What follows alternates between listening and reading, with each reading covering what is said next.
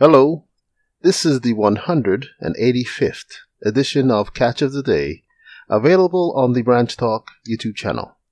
Today we're going to continue once again to read from Doug Mitchell's book entitled The Four Carpenters, The Ensign, The Time of Jacob's Trouble, and The First Deliverance.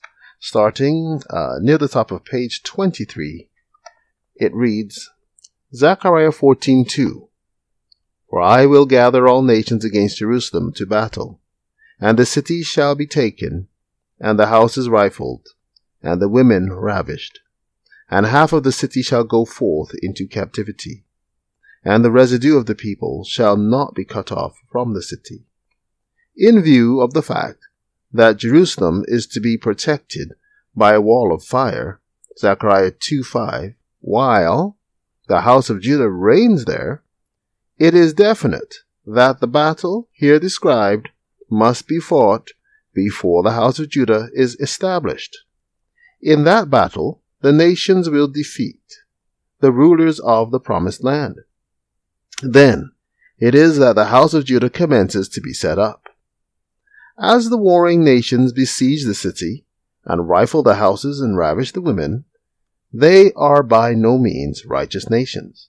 But since not all the inhabitants go into captivity, and since all are not cut off from the city, it must be that the wicked are taken away, and the righteous left in to join the house of Judah. 1 TG 19, page 3 and 4. Therein Brother Hardif confirms the thought that there is to be one last scattering of Jerusalem during the time when the part of the city will go into captivity, be cut off from the city, taken away. Thus that last defeat of the rulers of the promised land is also the time when Assyria pushes or punishes the hypocritical nation for the last time. But bear in mind that after the Assyrian defeats those rulers of the promised land, he himself then will have control of the land, and will need to be removed from there. Though ancient Assyria, Babylon, and Rome no longer exist in distinct horns today, their descendants and the underlying principles that distinguished them do. Though the papacy was a horn, when it first rose on the nondescript beast, it ceased being a horn when it lost its civil power and became a head on the leopard-like beast. Thus, in one sense, they all exist in the composite term, the Assyrian, since the U.S., England, and allies contain their descendants. And when he goes against Jerusalem, other nations, the UN, will gather together with him. The fact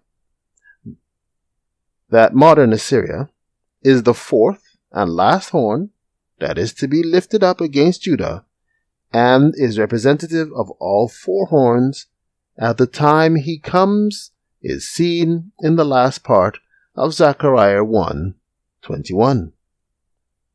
Then said I, What come these to do? And he spake, saying, These are the horns which have scattered Judah, so that no man did lift up his head.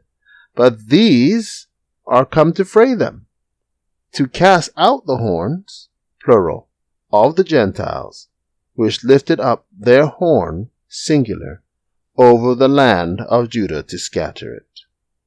Thus in casting out of that last horn, singular, modern Assyria, all of the horns, plural, will be cast out, because they are represented in it.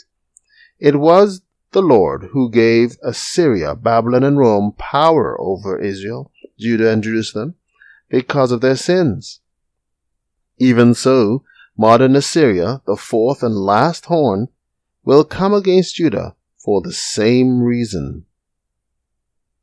Some may conclude that because that verse says, These are the horns which have scattered Judah, that those horns must represent something which would exclude ancient Assyria from being reckoned among the four horns, because ancient Assyria is only said to have scattered Israel, 10 tribes. But when we consider that when God established David's kingdom to be an everlasting kingdom, he, in all effects, established that kingdom with Judah, since David was of Judah. When God took the 10 tribes Israel out of Solomon's hand, 1 Kings 11:31, the kingdom established through David, i.e. Judah, remained under the headship of Judah.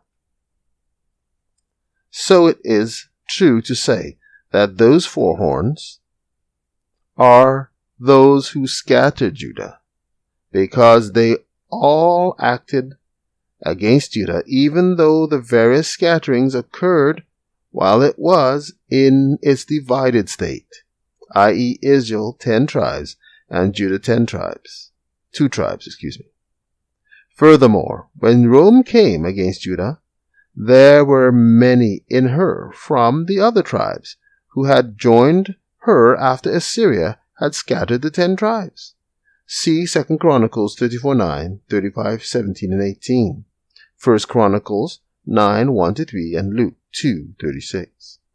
Therefore, in scattering the Judah, the Romans were in effect also scattering Israel, those of the 10 tribes who had joined with the southern kingdom. In his letter, James recognized the existence of all the tribes of Israel in his day. Take care.